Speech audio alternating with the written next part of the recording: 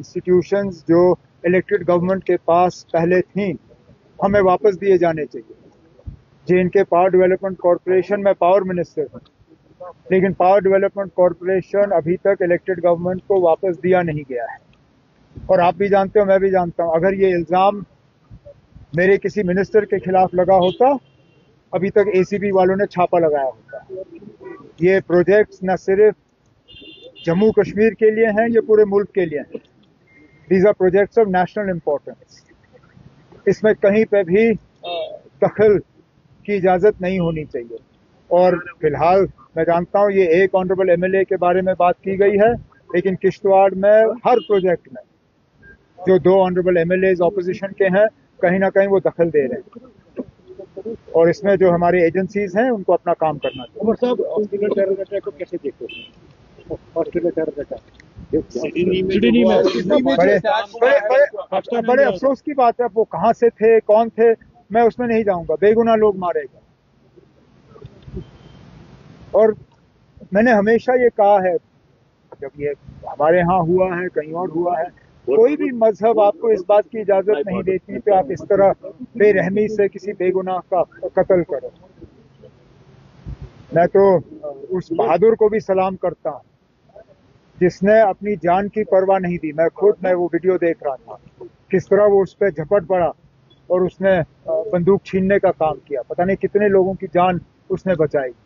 लेकिन ये बड़े अफसोस की बात है, होना नहीं चाहिए।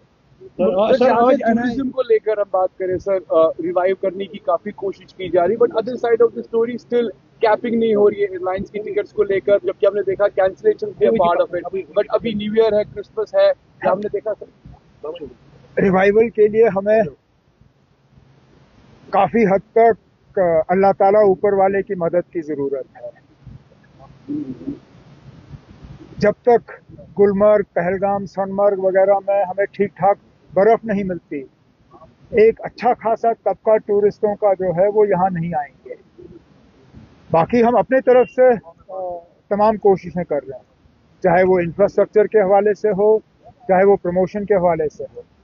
अभी कुछ ही दिनों में adventure tour operators association of India के हवाले से उनका एनुअल कन्वेंशन जो है यहाँ श्रीनगर में होगा। इसी तरह टूरिज्म प्रमोशन के हवाले से कई सारे कदम जो है उठाए जा रहे हैं। कोशिश की जाएगी कि टूरिज्म जो है उसको दोबारा हम रिवाइव करें। जहाँ तक आपने टिकट के कैपिंग की बात की, वो तो पूरे मुल्क में फेल हुआ। इंडिगो के ग्राउंडिंग के बाद गवर्नमेंट ऑफ इंडिया ने वाज़ेह हिदायत दी थी कि टिकटों की कीमत जो है वो कंट्रोल की जानी चाहिए, नहीं हुआ। एयरलाइन ने माने नहीं। अब चलिए, उसमें हम भी इसके शिकार हो जाते हैं, लेकिन इसका इलाज हमारे हाथ में है नहीं। आज NIA चार्जशीट कर रहा है पेश, पहलगाम अटैक पे आज NIA चार्जशीट पेश कर रहा है सर। और इससे क्या कहना है? तहकीकात की है, चार्जशीट हो रहा है, फैसला अदालत में होगा। मैंने हमेशा ये कहा है ना कि फैसला आप अदालत पे छोड़िए, ये मेरा काम या किसी और का काम नहीं है। जब मुलाजमों को नौकरियों से निकाला जाता, मैंने हमेशा कहा इसको अदालत पे छोड़ दीजिए। कौन गुनहगार है, कौन बेगुनाह है, इसके लिए कानून है, इसके लिए अदालत है। अदालत फैसला करेगी।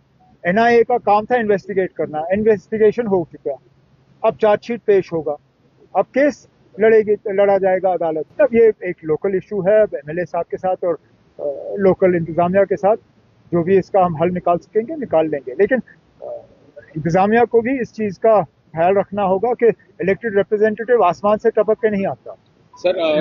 लोग उसको जितवा के भेजते हैं, और उनके साथ तरीके से पेश आना ये कोई मजबूरी नहीं है। ये हर अफसर की, यहाँ तक मैं चीफ मिनिस्टर हूँ, लेकिन मेरी जिम्मेदारी है कि मैं इलेक्टेड रिप्रेजेंटेटिव्स के साथ जो है तमीज से पेश आऊँ। अब मेरी कोई मजबूरी नहीं थी कि मैं श्रीनगर डिस्ट्रिक्ट का रिव्यू कर लूँ, लेकिन इलेक्टेड रिप्रेजेंटेटिव्स हैं, लोगों ने इनको चुन के भेजा है। हमारी जिम्मेदारी है कि इनसे हम मशवरा करें और इनके राय के मुताबिक जो है अपना काम करें। सर, कल कांग्रेस पार्टी की रामलीला मैदान में सर, अब India alliance, how do you ये इंडिया अलायंस को इससे कोई लेना देना नहीं। हर पॉलिटिकल पार्टी को खुली छूट है कि वो अपने हिसाब से अपने पॉलिटिकल एजेंडा को सेट करें। अब कांग्रेस ने SIR या वोट चोरी को जो है अपना एक मेन पॉलिटिकल इशू बनाया है। ठीक है, हम कौन होते हैं उनसे कहने वाले कि वो ना करें? हम अपने इश्यूज चूज करेंगे, वो अपने चूज करें।